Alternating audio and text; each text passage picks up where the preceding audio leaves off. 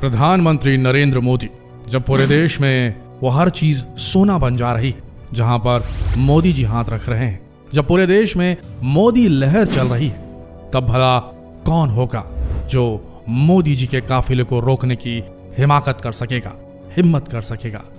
क्या ऐसा कोई माइकलाल पैदा हुआ है जो नरेंद्र मोदी के काफिले को रोक दे, वो भी भारत के अंदर? लेकिन ये घटना हुई थी और बड़ी जोरदार हुई थी। और आपको बता दें, ये वो वाकया है, ये वो घटना है जो मोदी जी के सरकार में रहते, सत्ता में रहते, प्रधानमंत्री की कुर्सी पर बैठे हुई थी, जब प्रधानमंत्री नरेंद्र मोदी के काफिले को रोक दिया गया था। सिर्फ रोका नहीं गया था, बल्कि उनके काफिले की एक गाड़ी की चेकिंग की भरसक प्रयास भी किए गए थे, पूरी कोशिश कर दी गई थी। और ये काम किया था IAS अधिकारी मोहम्मद मोहसिन ने।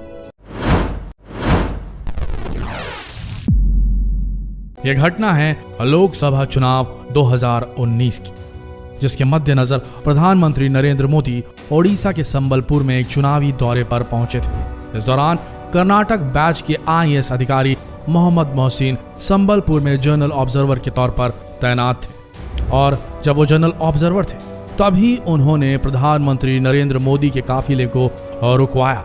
और न सिर्फ रुकवाया था, बल्कि तलाशी लेने की कोशिश भी की थी।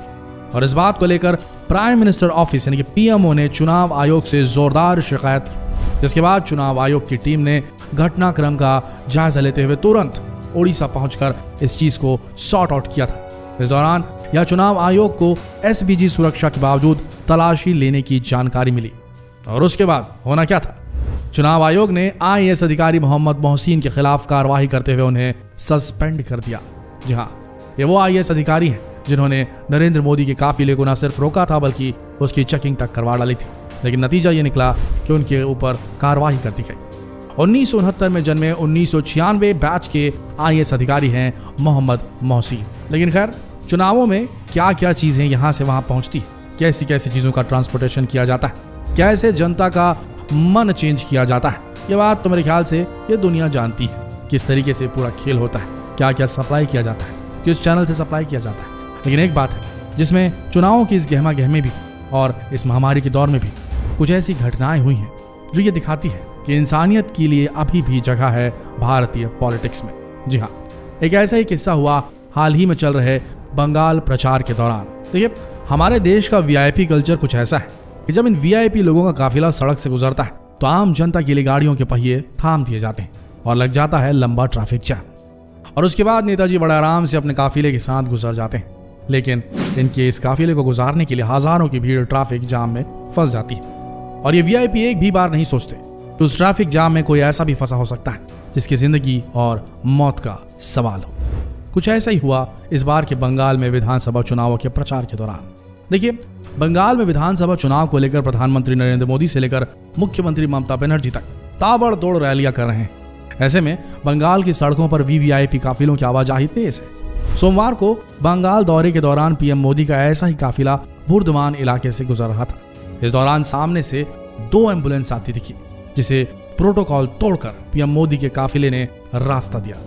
इसे लेकर इंटरनेट मीडिया पर मोदी की जमकर सराहना की जा रही और की भी जानी चाहिए। ये VIP कल्चर अब टूट जाना चाहिए दोस्तों। और एम्बुलेंस को जो रास्ता दिया है मोदी के काफिले ने, ये काबिल तारीफ है, ऐसा होना चाहिए। दरअसल घटना कुछ इस प्रकार थी। PM के काफिले के दौरान सड़क को पूरी तरीके से खाली करा लिया जाता है। किसी भी तरह के वाहन को आने जाने की इजाजत नहीं होती।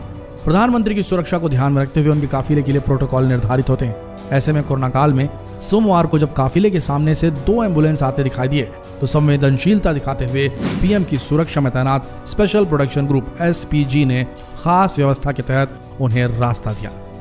और लोग प्रधानमंत्री की इस पहल की जमकर सराहना भी कर रहे हैं। तो दोस्तों, ये भारत है, यहाँ VIP कल्चर है। लेकिन हाँ, कुछ चीज़ों में इंसानियत देखने को जरूर मिलती है और बहुत अच्छा लगता है जब कोई राजनीतिक ऐसा कोई बढ़िया सा स्टेप उठाता है। खैर, ऐसा कोई एक केस नहीं है, ऐसे बहुत से किस्से होते हैं। 2017 की बात है।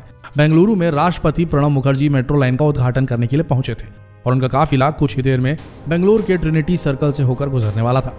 तुरंत इस बात की खबर सारे ट्रैफिक डिपार्टमेंट्स को दे दी गई और सारे के सारे ट्रैफिक कर्मी चौक चौराहे पर तैनात हो गए। इसी वक्त ट्रिनिटी सर्कल पर ट्रैफिक सब इंस्पेक्टर निज लिंगप्पा अपनी ड्यूटी दे रहे थे। जैसे ही उन्हें इस बात की खबर लगी कि राष्ट्रपति का काफिला ट्रिनिटी सर्कल से होकर गुजरने वाला है, उन्हें तुरंत इस काफिले के लिए ग्रीन कॉरिडोर बना दिया और एक तरफ के ट्रैफिक को पूरी तरीके से रोक दिया। लेकिन तभी उन्होंने देखा कि हिंदुस्तान एरोनॉटिक्स के प्राइवेट अस्पताल की एम्बुलेंस इस ट्रैफिक में फंसी हुई है। जैसे ही उन्होंने उस एम्बुलेंस को देखा, उन्होंने उस एम्बुलेंस को निकालने का प्रयास किया, लेकिन तभी राष्ट्रपति का काफिला भी वहां आ पहुंचा। उन्होंने बिना देर किए हुए राष्ट्रपति के काफिले को रोकने के लिए हाथ दिखाया और एम्बुलेंस को उस भीड़ से निकाला। यह ऐसा नजारा था जिसे वहां के लोगों ने पहली बार देखा था कि किसी वीआईपी को रोककर एक ट्रैफिक कर्मी एम्बुलेंस को जाने के लिए जगह दे रहा है। इस खबर को सुनते ही बेंगलुरु के पूर्वी क्षेत्र के डीसीपी ने ट्वीट करके निजलिंगप्पा की तारीफ की और साथ ही उन्हें पुरस्कार से सम्मानित करने की घोषणा भी की। उनका कहना था कि ट्रैफिक कर्मी ने बिना डरे किसी प्रेशर में आए अपनी ड्यूटी को बहुत ही ईमानदारी से निभाया है। लेकिन आपको बता दें, ऐसा पहली बार नहीं है जब किसी वीआईपी के प्रोटोकॉल को तोड़कर उनकी गाड़ी सड़क पर रोकी गई है। ऐसा एक बार और हुआ था जब प्रधानमंत्री नरेंद्र मोदी की गाड़ी को रोका गया था।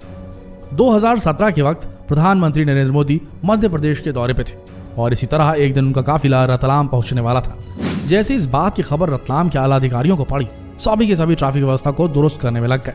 इसके बाद नरेंद्र मोदी जी एयरपोर्ट में उतरे और फिर उनका काफिला नेहरू स्टेडियम की तरफ जाने लगा। इस काफिले को सुरक्षित रूप से गुजारने के लिए बंगाली चौराहे पर सीएसपी मनोज खुद तैनात थे। प्रधानमंत्री के इस काफिले को गुजारने के लिए एक तरफ लोगों को रोक दिया गया और धीरे धीरे ट्रैफिक जाम लगने लगा।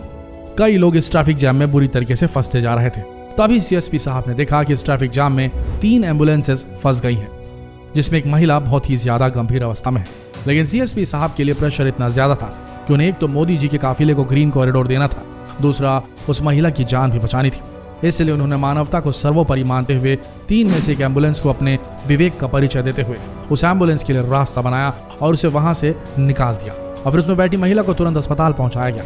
जैसे ही यह खबर मीडिया वालों के कानों तक पहुंची, अगले ही दिन अखबार में सीएसपी साहब के चर्चे होने लगी और इस खबर को सुनते ही इंदौर हाईकोर्ट के जज सीएसपी साहब के दफ्तर पहुंचे और उन्हें गुलदस्ता देकर शाबाशी भी थी। एक पुलिस वाले के लिए एक वीआईपी की गाड़ी को रोकना बहुत बड़ा चुनौती भरा काम होता है, क्योंकि ये बात उसकी नौकरी पर भी आ सकती है। लेकिन देखा जाए तो इस तरह की वीआईपी मूवमेंट की वजह से आम लोगों को बहुत ज्यादा परेशानी होती है। लेकिन वहीं हमारे देश में, हमारे समाज में ऐसे कई पुलिस वाले हैं, ऐसे कई अधिकारी हैं जिनकी वजह से आज मानवता जिंदा है। लेकिन आपको बता दें कि ऐसा पहली बार नहीं है कि जब प्रधानमंत्री नरेंद्र मोदी की गाड़ी को रोका गया है, ऐसा कई बार हुआ है। उन्हीं में से एक किस्सा बहुत ही ज्यादा मशहूर है। ये घटना भी 2017 की है। प्रधानमंत्री नरेंद्र मोदी गुजरात के दौरे पे थे। उन्हें गुजरात के गांधीनगर में अफ्रीकी विकास बैंक की बैठक में सम्मिलित होना था और जैसे ही वो इस बैठक को खत्म करके किसी दूसरे कार्यक्रम में जाने के लिए निकले तो उनके प्रोटोकॉल के हिसाब से आम जनता के ट्रैफिक को रास्ते पर रोक दिया गया और उनके लिए ग्रीन कॉरिडोर बना दिया गया। जब प्रधानमंत्री रास्ते से गुजर रहे थे तभी उन्हें भीड़ में फंसी एक एम्बुलेंस दिखाई दी। उस एम्बुलेंस को देखते ही उन्होंने तुरंत अपने सुरक्षा कर्मियों से कहा कि गाड़ी को किनारे लगा दो और उस एम्बुलेंस के लिए रास्ता बनाओ। निर्देश पाते ही सुरक्षा कर्मियों ने प्रधानमंत्री के काफिले की गाड़ियों को सड़क के किनारे लगा दिया और तुरंत सभी के सभी उस एम्बुलेंस के लिए रास्ता बनाने में जुट गए और थोड़ी देर में ही एम्बुलेंस के लिए रास्ता बन गया। भाई देखा जाए तो प्रधानमंत्री नरेंद्र मोदी जी काफी पहले से वीआईपी कल्चर का विरोध करते आ रहे हैं। तभी तो उन्होंने आज से कुछ साल पहले सभी अधिकारियों की गाड़ियों से लाल बत्ती हटवा दी थी और इसी का नमूना 2018 में भी देखने को मिला था। नई दिल्ली में 2018 के वक्त प्रधानमंत्री Narendra Modi Baba Sahab Ambedkar higher secondary school Paharganj में स्वच्छता श्रमदान के लिए अपने काफिले के साथ जा रहे थे। हालांकि वो रूट था जिस पर जब कभी भी कोई वीआईपी अपने काफिले के साथ गुजरता था तो इस रूट को आम लोगों के लिए डाइवर्ट कर दिया जाता था। लेकिन जब प्रधानमंत्री मोदी जी इस रूट से गुजरे तो ट्रैफिक को डाइवर्ट नहीं किया गया और इससे लोगों को पता ही नहीं चला कि कोई वीआईपी व्यक्ति इस रास्ते से गुजरने वाला है। लेकिन जैसे ही प्रधानमंत्री नरेंद्र मोदी की गाड़ी लाल बत्ती पर आकर रुकी, आसपास खड़े लोग भौचक रह गए। पहले तो लोगों को लगा ही नहीं कि कोई वीआईपी व्यक्ति आ रहा है, लेकिन जैसे ही उनका एक बड़ा काफिला लाल बत्ती पर आकर रुका और जब लोगों ने प्रधानमंत्री मोदी को गाड़ी में बैठा हुआ देखा तो सभी के सभी हैरान थे कि आखिर देश का प्रधानमंत्री कितने सरल तरीके से कैसे लाल बत्ती पर आकर रुक गया।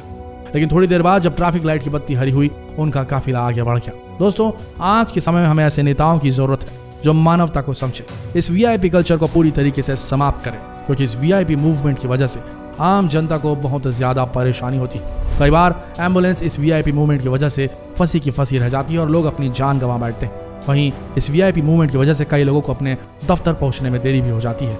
इसलिए आज के समय इस वीआईपी कल्चर को पूरी तरीके से समाप्त करने की जरूरत है।